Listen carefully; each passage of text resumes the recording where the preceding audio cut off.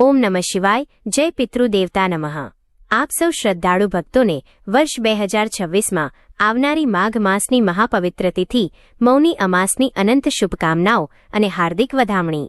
ભક્તો, આજનો આ વિડિયો તમારા જીવનમાં એક નવો વળાંક લાવી શકે છે અને આધ્યાત્મિક જાગૃતિના દ્વાર ખોલી શકે છે. આપણે આજે એ દુર્લભ સમય વિશે વાત કરવા જઈ રહ્યા છીએ, જેનું વર્ણન ખુદ દેવતાઓ પણ કરે છે. હિન્દુ ધર્મશાસ્ત્રોમાં માઘ માસને અત્યંત પવિત્ર માનવામાં આવ્યો છે અને તેમાં પણ અમાસની તિથિનું મહત્વ તો અકલ્પનીય છે. આ વખતે 2026માં આ અમાસ માત્ર એક સામાન્ય દિવસ નથી, પણ ગ્રહો અને નક્ષત્રોનો એક એવો અદ્ભુત સંયોગ લઈને આવી છે જે સદીઓમાં એકવાર બને છે. ઘણા ભક્તોના મનમાં તિથિને લઈને મોટી મૂંઝવણ છે કે મૌની અમાસ 18 જાન્યુઆરીએ છે કે 19 જાન્યુઆરીએ. તો સ્પષ્ટ કરી દઈએ કે શાસ્ત્રોક્ત ગણતરી મુજબ 18 જાન્યુઆરી 2026 રવિવારના દિવસે આ મહાપર્વ ઉજવવામાં આવશે. રવિવાર એ સૂર્યદેવનો દિવસ છે અને સૂર્ય એ આત્મા અને પિતૃઓના કારક ગણાય છે, તેથી આ વખતે પિતૃઓની કૃપા મેળવવી વધુ સરળ બનશે. આ વિડીયોમાં આપણે જાણીશું કે કેવી રીતે એક નાનું અમથું પુણ્યકર્મ તમારા 7 પેઢીના પાપોને ધોઈ શકે છે. મૌની અમાસના દિવસે મૌન રહેવાનો જે મહિમા છે તે પાછળનું વૈજ્ઞાનિક અને આધ્યાત્મિક રહસ્ય શું છે તે આપણે આ શ્રેણીમાં વિસ્તારપૂર્વક સમજવાના છીએ. ભક્તો, આ વિડીયો બનાવવાનો અમારો હેતુ માત્ર માહિતી આપવાનો નથી, પણ તમારા હૃદયમાં ભક્તિની જ્યોત પ્રગટાવવાનો છે. કહેવાય છે કે આ દિવસે પવિત્ર નદીઓમાં સ્નાન કરવાથી અશ્વમેધ યજ્ઞ સમાન પુણ્ય મળે છે. જો તમે ગંગા કિનારે ન જઈ શકો તો ઘરે જ રહીને કઈ રીતે આ પુણ્ય મેળવવું તેની ગુપ્ત રીત પણ આપણે આગળ ચર્ચીશું. આ વિડીયોમાં આપણે પિતૃતર્પણની સાચી વિધિ, દાનનો મહિમા અને કઈ ભૂલોથી બચવું જોઈએ તે તમામ બાબતોને આવરી લેવાના છીએ. તેથી આ વિડીયોને અંત સુધી જોજો, કારણ કે અધૂરું જ્ઞાન હંમેશા નુકસાનકારક હોય છે અને જો તમે પૂરેપૂરી વિધિ જાણશો તો જ તમને આ અમાસનું સંપૂર્ણ ફળ પ્રાપ્ત થશે. ચાલો હવે આપણે આ જ્ઞાનની ગંગામાં ડૂબકી લગાવીએ અને જાણીએ મૌની અમાસનું ગૂઢ રહસ્ય. ભક્તો, મૌની અમાસના આ બીજા ભાગમાં આપણે એ જાણીશું કે વર્ષ 2026માં સ્નાન અને પૂજા માટેના સૌથી શ્રેષ્ઠ મુહૂર્તો કયા છે અને સ્નાન કરતી વખતે કયા નિયમોનું પાલન કરવું અત્યંત અનિવાર્ય છે. શાસ્ત્રોમાં જણાવાયું છે કે માઘ માસની અમાસના દિવસે બ્રહ્મ મુહૂર્તમાં કરવામાં આવેલું સ્નાન મનુષ્યના દેહને જ નહીં પણ તેની આત્માને પણ પવિત્ર કરી દે છે. 18 જાન્યુઆરી 2026ના રોજ રવિવાર હોવાથી આ દિવસનું મહત્વ બમણું થઈ જાય છે. આ દિવસે અમાસ તિથિ સૂર્યોદય સમયે ઉપલબ્ધ હોવાથી આખો દિવસ પુણ્ય કાર્ય માટે ઉત્તમ છે, પરંતુ ખાસ કરીને સવારે 5:27 થી સવારે 6:21 સુધીનો બ્રહ્મ મુહૂર્તનો સમય એવો છે કે જ્યારે આકાશમાંથી દિવ્ય શક્તિઓ પૃથ્વી પર અવતરણ કરે છે. જે ભક્તો આ સમયે જાગીને પ્રભુનું સ્મરણ કરે છે અને સ્નાન કરે છે તેમના જીવનમાં ક્યારેય અકાળ મૃત્યુનો ભય રહેતો નથી.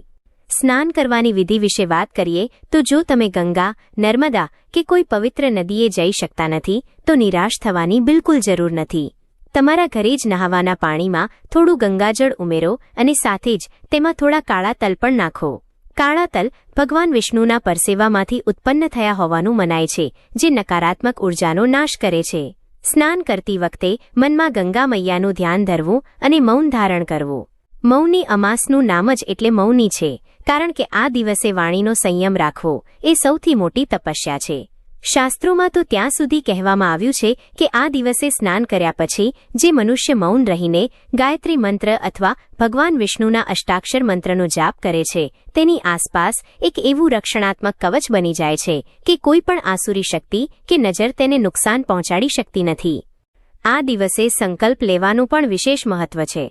સ્નાન કર્યા પછી તમારા જમણા હાથમાં થોડું જળ અને અક્ષત લઈને સંકલ્પ લો કે હે પરમાત્મા, આજે હું મારા પિતૃઓની તૃપ્તિ માટે અને મારા પાપોના ક્ષય માટે આ મૌન વ્રત અને દાનનો સંકલ્પ કરું છું.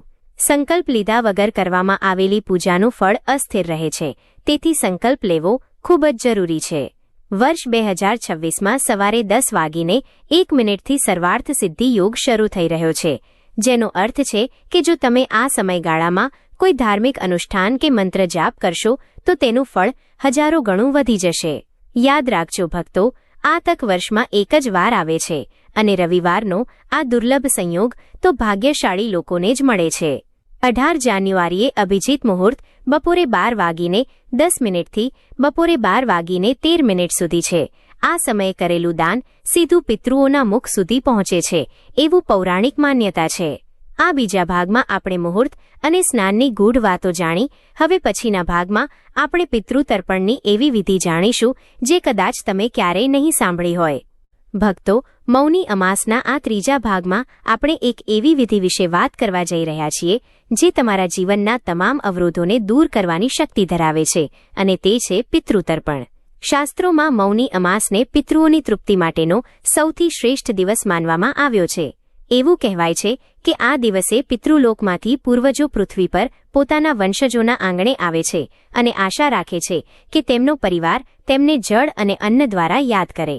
જો આપણે આ દિવસે પિતૃઓનું સ્મરણ નથી કરતા તો તેમને અત્યંત તરસ અને ભૂખનો સામનો કરવો પડે છે, જેનાથી ઘરમાં પિતૃદોષ લાગે છે અને સંતાન, સુખ કે આર્થિક ઉન્નતિમાં અવરોધો આવે છે. તેથી 18 જાન્યુઆરી 2026ના આ પવિત્ર દિવસે પિતૃતર્પણ કરવું એ દરેક મનુષ્યની નૈતિક અને ધાર્મિક ફરજ બની જાય છે. પિતૃતર્પણની સાચી અને સરળ વિધિ વિશે વાત કરીએ તો બપોરના સમયે જ્યારે સૂર્યદેવ આકાશની મધ્યમાં હોય ત્યારે દક્ષિણ દિશા તરફ મુખ રાખીને બેસવું જોઈએ, કારણ કે દક્ષિણ દિશા એ પિતૃઓની દિશા માનવામાં આવે છે. એક તાંબાના પાત્રમાં શુદ્ધ જળ લો અને તેમાં ગંગાજળ, કાળા તલ, સફેદ ફૂલ અને થોડા જવ ઉમેરો. હવે તમારા બંને હાથની અંજલિ ભરીને પિતૃઓનું નામ લેતા લેતા એ જળને જમણા હાથના અંગૂઠા તરફથી નીચે પાત્રમાં છોડો. આને પિતૃતીર્થ મુદ્રા કહેવામાં આવે છે. જળ અર્પણ કરતી વખતે ઓમ પિતૃભ્યઃ સ્વધા નમઃ મંત્રનો 11 કે 21 વાર જાપ કરવો. જો તમને તમારા પૂર્વજોના નામ યાદ ન હોય તો તમે અજ્ઞાત પિતૃઓનું સ્મરણ કરીને પણ જળ અર્પી શકો છો.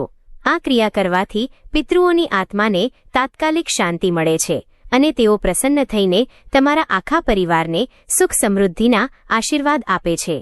ભક્તો, મૌની અમાસના દિવસે પિતૃઓના નામે દીપદાન કરવાનું પણ અદ્ભુત મહત્વ છે. સાંજના સમયે દક્ષિણ દિશામાં મુખ રાખીને સરસવના તેલનો એક દીવો ઘરની બહાર કે ગેલેરીમાં પ્રગટાવો. આ દીવો પિતૃઓને તેમના લોક તરફ જવાનો માર્ગ બતાવે છે. 2026ની આ અમાસ રવિવારે હોવાથી સૂર્યદેવની ઉપાસના પણ પિતૃઓને સીધી અસર કરે છે. સૂર્યને જળ ચડાવતી વખતે જો તમે પિતૃઓનું ધ્યાન ધરશો તો તમારા કુળમાં રહેલી દરિદ્રતા અને બીમારીઓનો નાશ થશે. યાદ રાખજો કે જેમના પિતૃઓ પ્રસન્ન હોય છે તેમને દેવતાઓની પૂજાનું ફળ પણ વહેલું પ્રાપ્ત થાય છે. આ દિવસે કાગડા, ગાય અને કૂતરાને ભોજન કરાવવું એ પિતૃઓને ભોજન કરાવવા સમાન છે. ખાસ કરીને કાગડાને પિતૃઓનું પ્રતીક માનવામાં આવે છે, તેથી તેમને ખીર કે પૂરી ખવડાવવાથી પિતૃઓની આત્મા તૃપ્ત થાય છે. આ ત્રીજા ભાગમાં આપણે પિતૃ કાર્યની સમજ મેળવી. હવે પછીના ભાગમાં આપણે જાણીશું કે મૌની અમાસ પર કઈ ખાસ વસ્તુઓનું દાન કરવાથી ભાગ્યના બંધ દરવાજા ખુલી શકે છે. ભક્તો, મૌની અમાસના આ ચોથા ભાગમાં આપણે એ જાણવાના છીએ કે આ પવિત્ર દિવસે દાનનું શું મહત્વ છે અને કઈ વસ્તુઓનું દાન કરવાથી તમારા જીવનની વર્ષો જૂની ગરીબી અને તકલીફો દૂર થઈ શકે છે. શાસ્ત્રોમાં મૌની અમાસને અક્ષય પુણ્ય આપનારી તિથિ કહેવામાં આવી છે, જેનો અર્થ એ છે કે આ દિવસે તમે જે કંઈ પણ દાન કરો છો તેનું ફળ ક્યારેય સમાપ્ત થતું નથી. રવિવાર અને મૌની અમાસનો આ 2026નો દુર્લભ સંયોગ દાનના મહિમાને અનેક ગણો વધારી દે છે. દાન એ માત્ર પૈસા આપવા નથી, પણ તે તમારા હાથ દ્વારા કરવામાં આવતી એક એવી સેવા છે જે સીધી પરમાત્માના દરબારમાં નોંધાય છે અને તમારા અશુભ કર્મોનો ભાર હળવો કરે છે. આ દિવસે સૌથી શ્રેષ્ઠ દાન અન્નદાન અને વસ્ત્રદાન માનવામાં આવે છે. જો તમે જીવનમાં આર્થિક તંગીથી પરેશાન હોવ તો મૌની અમાસના દિવસે 7 પ્રકારના ધાન્ય એટલે કે સપ્તધાન્યનું દાન કરવું જોઈએ, જેમાં ઘઉં, ચોખા, જવ, તલ અને કઠોળનો સમાવેશ થાય છે. આ અન્ન કોઈ જરૂરિયાતમંદ વ્યક્તિને અથવા મંદિરના ભંડારામાં આપવાથી ઘરમાં ક્યારેય અન્નધનની કમી રહેતી નથી. 2026ની મૌની અમાસ જાન્યુઆરી મહિનામાં એટલે કે શિયાળાની ઋતુમાં આવે છે, તેથી ગરમ વસ્ત્રો, ધાબળા અથવા ઊની કપડાનું દાન કરવું એ મહાપુણ્યનું કાર્ય છે. જે મનુષ્ય ઠંડીમાં ઠરતા જીવોને વસ્ત્ર દ્વારા હૂંફ આપે છે, ભગવાન વિષ્ણુ તેના જીવનમાં સુખ અને શાંતિની હૂંફ હંમેશા જાળવી રાખે છે. ભક્તો, આ દિવસે કાળા તલ અને ગોળના દાનનું પણ વિશેષ મહત્વ છે. કાળા તલનું દાન કરવાથી શનિદોષ અને રાહુ કેતુના નકારાત્મક પ્રભાવો દૂર થાય છે. જો તમને લાગે છે કે તમારા પર કોઈની નજર લાગી છે અથવા કામમાં સતત અડચણો આવે છે તો કાળા તલ અને લોખંડની કોઈ વસ્તુનું દાન શનિદેવના આશીર્વાદ અપાવશે. ગોળનું દાન કરવાથી કુંડળીમાં સૂર્ય મજબૂત થાય છે, જેનાથી સમાજમાં માન સન્માન અને પ્રતિષ્ઠા વધે છે. આ ઉપરાંત આ દિવસે પગરખા એટલે કે ચંપલનું દાન કરવાથી રાહુની પીડા શાંત થાય છે. યાદ રાખજો ભક્તો, દાન હંમેશા હસતા મુખે અને નિસ્વાર્થ ભાવે કરવું જોઈએ. દાન કરતી વખતે મનમાં જરા પણ અહંકાર ન આવવો જોઈએ કે મેં આટલું આપ્યું, કારણ કે અહંકાર સાથે કરેલું દાન ક્યારેય સ્વીકાર્ય થતું નથી. મૌની અમાસના દિવસે ગૌદાન અથવા ગાયની સેવા કરવાનું પણ અદ્ભુત ફળ છે. જો તમે ગાયનું દાન ન કરી શકો તો ગાયને લીલું ઘાસ અને ગોળ ખવડાવવો એ 33 કરોડ દેવતાઓની પૂજા સમાન છે. 2026ની આ અમાસ પર તમે કોઈ ગરીબ કન્યાના લગ્નમાં અથવા વિદ્યાર્થીને શિક્ષણમાં મદદ કરીને પણ શ્રેષ્ઠ દાન કરી શકો છો. આ ચોથા ભાગમાં આપણે દાનના પ્રભાવ વિશે જાણ્યું. હવે પછીના ભાગમાં આપણે એ ગંભીર ભૂલો વિશે વાત કરીશું જે મૌની અમાસના દિવસે ભૂલથી પણ ન કરવી જોઈએ, નહીં તો આખું વ્રત નિષ્ફળ જઈ શકે છે. ભક્તો, મૌની અમાસના આ 5મા ભાગમાં આપણે અત્યંત ગંભીર અને સાવચેત રહેવા જેવી બાબતો વિશે વાત કરવા જઈ રહ્યા છીએ. શાસ્ત્રોમાં જેટલું મહત્વ પુણ્ય કમાવવાનું છે તેટલું જ મહત્વ પાપ અને અજાણતા થતી ભૂલોથી બચવાનું છે. મૌની અમાસ એ આત્મસંયમ અને શુદ્ધિનો દિવસ છે અને આ દિવસે કરવામાં આવેલી એક નાની ભૂલ પણ તમારા દ્વારા કરવામાં આવેલા આખા દિવસના જપ, તપ અને દાનના પુણ્યને નષ્ટ કરી શકે છે. ખાસ કરીને 2026ની આ મૌની અમાસ રવિવારે હોવાથી કેટલાક ચોક્કસ નિયમો બદલાય છે, જેની જાણકારી હોવી દરેક શ્રદ્ધાળુ માટે અનિવાર્ય છે. સૌથી પહેલી અને મોટી ભૂલ છે મૌન વ્રતનો ભંગ અને વાણીનો દુરુપયોગ. મૌની અમાસનું નામ જ એટલે મૌની છે કે આ દિવસે આપણે મૌન રહીને મનને ઈશ્વરમાં પરોવવાનું હોય છે. જો તમે સ્નાન દાન કરો પણ આખો દિવસ નિંદા, કૂથલી, જૂઠું બોલવું કે કોઈ પર ક્રોધ કરો છો તો તમારા વ્રતનું ફળ શૂન્ય થઈ જાય છે. ક્રોધ કરવાથી શરીરમાં રહેલી સકારાત્મક ઉર્જા નષ્ટ થાય છે અને પિતૃઓ નારાજ થાય છે. બીજી મોટી ભૂલ છે તામસિક ભોજન અને વ્યસન. આ પવિત્ર દિવસે માંસ, મદિરા, લસણ, ડુંગળી કે નશાકારક પદાર્થોનું સેવન કરવાથી રાક્ષસી પ્રવૃત્તિ વધે છે. શાસ્ત્રો કહે છે કે અમાસના દિવસે જે વ્યક્તિ તામસિક આહાર લે છે તેના પિતૃઓ તેને ક્યારેય ક્ષમા કરતા નથી અને તેના જીવનમાં દરિદ્રતાનો વાસ થાય છે. ત્રીજી અને મહત્વની બાબત, આ વખતે મૌની અમાસ રવિવારે છે. શાસ્ત્રોના નિયમ મુજબ રવિવારે અને અમાસના દિવસે તુલસીના પાન તોડવા અત્યંત વર્જિત માનવામાં આવે છે.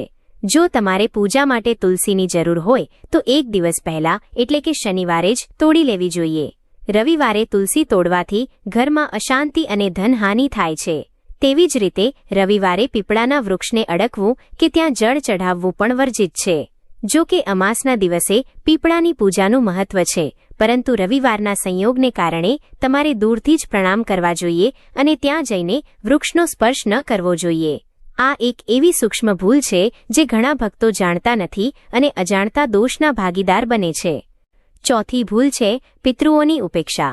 ઘણા લોકો આ દિવસે સ્નાન દાન તો કરે છે પણ પોતાના પૂર્વજોને યાદ કરવાનું ભૂલી જાય છે.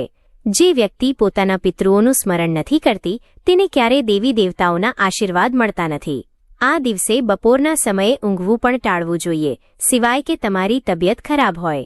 શાસ્ત્રો મુજબ પવિત્ર તિથિઓએ દિવસે સૂવાથી પુણ્ય ક્ષીણ થાય છે. પાંચમી મોટી ભૂલ છે બ્રહ્મચર્યનું પાલન ન કરવું. અમાસની રાત્રિએ પતિ પત્નીએ સંયમ રાખવો જોઈએ.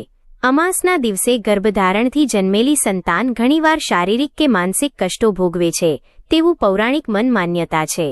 ભક્તો, આ દિવસે કોઈ ગરીબ કે યાચક તમારા દ્વારે આવે તો તેને ખાલી હાથે ન કાઢવો. જો તમે તેનું અપમાન કરો છો તો સમજી લેજો કે તમે તમારા ભાગ્યના દરવાજા બંધ કરી રહ્યા છો. અમાસ એ ઉદારતાનો દિવસ છે. આ પાંચમા ભાગમાં આપણે શું ન કરવું તેની ઊંડી સમજ મેળવી. જો તમે આ ભૂલોથી બચી જશો તો જ તમારા સ્નાન અને દાનનું 100% ફળ તમને મળશે. હવે પછીના ભાગમાં આપણે એવા ચમત્કારિક ઉપાયો જાણીશું જે માત્ર મૌની અમાસના દિવસે જ કરી શકાય છે અને જે તમારા જીવનની મોટી મુસીબતોને ચપટીમાં દૂર કરી શકે છે. ભક્તો, મૌની અમાસના આ છઠ્ઠા ભાગમાં આપણે એવા દુર્લભ અને ચમત્કારિક ઉપાયો વિશે વાત કરીશું જેનો ઉલ્લેખ પ્રાચીન ગ્રંથો અને પૂજ્ય ગુરુજીની કથાઓમાં જોવા મળે છે. મૌની અમાસ એ માત્ર પૂજાનો દિવસ નથી, પણ તે સિદ્ધિ મેળવવાનો દિવસ છે. 2026ની આ અમાસ રવિવારે હોવાથી આ ઉપાયોની શક્તિ અનેક ગણી વધી જાય છે. જો તમારા જીવનમાં કોઈ એવી સમસ્યા છે જે લાંબા સમયથી ઉકેલાતી નથી, અથવા જો તમે આર્થિક તંગી અને દેવામાં ડૂબેલા છો, તો આ ભાગમાં જણાવેલા ઉપાયો શ્રદ્ધાપૂર્વક કરવાથી ચોક્કસપણે ચમત્કાર જોવા મળશે. સૌથી પહેલો ઉપાય પિતૃદોષ અને નજરદોષમાંથી મુક્તિ માટે છે. જો તમારા ઘરમાં સતત કલેશ રહેતો હોય કે બાળકો બીમાર પડતા હોય, તો મૌની અમાસની સાંજે એક સૂકું નાળિયેર લો. આ નાળિયેરને તમારા માથા પરથી 7 વાર ઘડિયાળના કાંટાની દિશામાં ફેરવી ઉતારી લો અને પછી તેને કોઈ વહેતી નદીમાં પધરાવી દો, અથવા કોઈ પવિત્ર સ્થાન પર પિતૃઓનું સ્મરણ કરીને મૂકી આવો. આ ઉપાય કરવાથી પિતૃઓનો ક્રોધ શાંત થાય છે અને ઘરમાં રહેલી નકારાત્મક ઉર્જા પિતૃઓના આશીર્વાદમાં બદલાઈ જાય છે. 2026માં રવિવારનો સંયોગ હોવાથી આ ઉપાય કરવાથી સૂર્યગ્રહ પણ મજબૂત બને છે, જેનાથી સમાજમાં તમારો પ્રભાવ વધે છે. બીજો ચમત્કારિક ઉપાય ધન પ્રાપ્તિ અને લક્ષ્મી કૃપા માટે છે. મૌની અમાસની રાત્રિએ ઘરના મુખ્ય દ્વાર પર બંને બાજુ શુદ્ધ ઘીના દીવા પ્રગટાવો અને દીવાની વાટમાં થોડા કાળા તલ નાખો. આ દીવો પિતૃઓને માર્ગ બતાવવાની સાથે માતા લક્ષ્મીને પણ તમારા ઘર તરફ આકર્ષિત કરે છે. કહેવાય છે કે અમાસની રાત્રે લક્ષ્મીજી પૃથ્વી પર ભ્રમણ કરે છે અને જે ઘરના દ્વાર સ્વચ્છ અને પ્રકાશિત હોય ત્યાં તેઓ સ્થાયી વાસ કરે છે. આ સિવાય આ દિવસે ખીર બનાવીને તેમાં કેસર અને ડ્રાયફ્રૂટ્સ નાખી ભગવાન વિષ્ણુને ભોગ લગાવો અને પછી તે પ્રસાદ કન્યાઓને ખવડાવો. આ ઉપાય કરવાથી શુક્ર અને ગુરુ ગ્રહ બળવાન બને છે, જે ઐશ્વર્ય અને સુખ સુવિધા આપે છે. ત્રીજો ઉપાય શનિ દોષ અને રાહુ કેતુની પીડા દૂર કરવા માટે છે. મૌની અમાસના દિવસે એક લોખંડના પાત્રમાં સરસવનું તેલ ભરો, તેમાં તમારું મુખ જોઈ છાયાદાન અને તેમાં એક સિક્કો નાખી કોઈ ગરીબ વ્યક્તિને દાન કરી દો. જો દાન ન કરી શકો તો આ તેલનો દીવો કોઈ નિર્જન સ્થાન પર અથવા હનુમાનજીના મંદિરે પ્રગટાવો. આ પ્રયોગ કરવાથી શનિની સાડાસાતી કે ઢૈયામાં રાહત મળે છે અને જીવનમાં આવતી અચાનક મુસીબતો અટકી જાય છે. 2026ની મૌની અમાસ પર સર્વાર્થ સિદ્ધિ યોગ છે, તેથી આ ઉપાય કરવાથી લાંબા સમયથી અટકેલા સરકારી કે કોર્ટ કચેરીના કામોમાં પણ સફળતા મળવા લાગે છે. ચોથો અને સૌથી સરળ ઉપાય જીવદયાનો છે. મૌની અમાસના દિવસે કીડીઓને લોટ અને ખાંડનું મિશ્રણ કસીર ખવડાવવું અને માછલીઓને લોટની ગોળીઓ ખવડાવવી. શાસ્ત્રોમાં જણાવાયું છે કે અબોલ જીવોને તૃપ્ત કરવાથી પરમાત્મા સૌથી વહેલા પ્રસન્ન થાય છે. ખાસ કરીને આ દિવસે કાળા કૂતરાને તેલ ચોપડેલી રોટલી ખવડાવવી જોઈએ, જે રાહુ અને શનિ બંનેના અશુભ ફળોને નષ્ટ કરે છે. ભક્તો, આ છઠ્ઠા ભાગમાં આપણે જીવન બદલનારા ઉપાયો જાણ્યા. જો તમે આમાંથી એક પણ ઉપાય પૂરી શ્રદ્ધાથી કરશો તો 2026ની આ અમાસ તમારા ભાગ્યનો સૂર્યોદય કરશે. હવે પછીના ભાગમાં આપણે જાણીશું ભગવાન શિવ અને માતા પાર્વતીના એક ખાસ સંવાદ વિશે, જેમાં મૌની અમાસના રહસ્યો છુપાયેલા છે. ભક્તો, મૌની અમાસના આ 7મા ભાગમાં આપણે એ પૌરાણિક કથા અને દિવ્ય સંવાદ તરફ જઈ રહ્યા છીએ જે આ દિવસના પાયામાં રહેલો છે. પૌરાણિક ગ્રંથોમાં વર્ણન મળે છે કે એકવાર માતા પાર્વતીએ ભગવાન શિવને પૂછ્યું હતું કે હે પ્રભુ, પૃથ્વીલોક પર મનુષ્યો પોતાના પાપોના બોજ હેઠળ દબાયેલા છે અને અનેક કષ્ટો ભોગવી રહ્યા છે, તો એવો કયો દિવસ છે જે દિવસે કરેલી સામાન્ય ભક્તિ પણ તેમને મોક્ષના દ્વાર સુધી લઈ જઈ શકે? ત્યારે ભોલેનાથે મલકાઈને જવાબ આપ્યો હતો કે હે દેવી, માઘ માસની અમાસ એટલે કે મૌની અમાસ એ તિથિ છે જે દિવસે જો મનુષ્ય માત્ર મૌન રહીને આત્માનું ચિંતન કરે તો તેના કરોડો જન્મોના પાપો ક્ષણવારમાં ભસ્મ થઈ જાય છે. આ કથા સાથે જોડાયેલી એક સુંદર પૌરાણિક વાર્તા ગીતા અને યશોદાની છે. પ્રાચીન કાળમાં એક ધર્મનિષ્ઠ બ્રાહ્મણ અને તેની પત્ની હતા, જેમના ઘરે સંતાન સુખ નહોતું. જ્યોતિષોએ જણાવ્યું કે તેમના નસીબમાં સંતાન નથી, પણ જો તેઓ મૌની અમાસનું વ્રત અને દાન કરે તો વિધાતાના લેખ પણ બદલાઈ શકે છે. તે બ્રાહ્મણ પત્નીએ મૌની અમાસના દિવસે મૌન રહીને ગંગા સ્નાન કર્યું અને શ્રદ્ધાપૂર્વક પિતૃઓનું તર્પણ કર્યું. આ વ્રતના પ્રભાવથી ભગવાન વિષ્ણુ પ્રસન્ન થયા અને તેમના ઘરે એક તેજસ્વી પુત્રનો જન્મ થયો. આ વાર્તા આપણને શીખવે છે કે જ્યારે વિજ્ઞાન અને નસીબ હારી જાય છે, ત્યારે શ્રદ્ધા અને મૌની અમાસ જેવા વ્રત કામ કરે છે. ભગવાન શિવ આગળ સમજાવે છે કે મૌની અમાસના દિવસે પૃથ્વી પરના તમામ જળાશયોમાં ગંગાજીનો વાસ હોય છે. 2026ની આ અમાસ પર તો સ્વયં સૂર્યદેવ અને ચંદ્રદેવનો મિલાપ થઈ રહ્યો છે. આ સંવાદમાં મહાદેવ કહે છે કે મૌન એ માત્ર ચૂપ રહેવું નથી, પણ તે પોતાની અંદર રહેલા ઈશ્વરને ઓળખવાની પ્રક્રિયા છે. આ દિવસે જે સ્ત્રી પોતાના ઘરની સુખ શાંતિ માટે મૌન રહીને મહાદેવ અને પાર્વતીની પૂજા કરે છે, તેના સૌભાગ્યની રક્ષા સ્વયં માતા ગૌરી કરે છે. રવિવારનો સંયોગ હોવાથી આ કથાનું શ્રવણ કરવાથી જ અડધા પાપો દૂર થઈ જાય છે. આ 7મા ભાગમાં આપણે આ પવિત્ર દિવસના મૂળ રહસ્યો અને શિવશક્તિના સંવાદ વિશે જાણ્યું. આ કથા આપણને યાદ અપાવે છે કે પરમાત્મા હંમેશા આપણી સાથે જ છે, બસ આપણે મૌન રહીને તેમને અનુભવવાની જરૂર છે. 2026ની આ અમાસ પર તમે પણ આ કથાનું સ્મરણ કરજો અને તમારા પિતૃઓને યાદ કરજો. હવે પછીના ભાગમાં આપણે જાણીશું કે ગર્ભવતી મહિલાઓ અને પરિવારના કલ્યાણ માટે આ દિવસે કયા વિશેષ નિયમોનું પાલન કરવું જોઈએ. ભક્તો, મૌની અમાસના આ 8મા ભાગમાં આપણે એક એવા વિષય પર ચર્ચા કરવા જઈ રહ્યા છીએ જે આપણા કુળના ભવિષ્ય સાથે જોડાયેલો છે. શાસ્ત્રોમાં જણાવાયું છે કે અમાસની તિથિ એ અત્યંત સંવેદનશીલ સમય હોય છે, કારણ કે આ દિવસે નકારાત્મક અને સકારાત્મક બંને શક્તિઓ પ્રબળ હોય છે. ખાસ કરીને જે માતાઓ ગર્ભવતી છે અથવા જે દંપતી ઉત્તમ સંતાનની પ્રાપ્તિની ઈચ્છા રાખે છે, તેમના માટે 2026ની આ મૌની અમાસના નિયમો જાણવા ખૂબ જ જરૂરી છે. ગર્ભમાં રહેલું બાળક માતાના વિચારો અને આસપાસના વાતાવરણમાંથી સંસ્કારો ગ્રહણ કરતું હોય છે, તેથી આ પવિત્ર દિવસે ગર્ભવતી સ્ત્રીઓએ વિશેષ સાવધાની રાખવી જોઈએ. સૌથી પહેલા નિયમ મુજબ મૌની અમાસના દિવસે ગર્ભવતી મહિલાઓએ નિર્જન સ્થળો, સ્મશાન કે 4 રસ્તા પર જવાનું ટાળવું જોઈએ, કારણ કે આ દિવસે નકારાત્મક ઉર્જાઓ વધુ સક્રિય હોય છે. આ દિવસે માતાએ વધુમાં વધુ સમય ભગવાનના સ્મરણમાં વિતાવવો જોઈએ. જો શક્ય હોય તો ગર્ભવતી સ્ત્રીએ આ દિવસે સંતાન ગોપાલ મંત્ર અથવા વિષ્ણુ સહસ્ત્રનામનું શ્રવણ કરવું જોઈએ. આ દિવસે રાખેલું મૌન ગર્ભમાં રહેલા શિશુના મગજને શાંત અને તેજસ્વી બનાવે છે.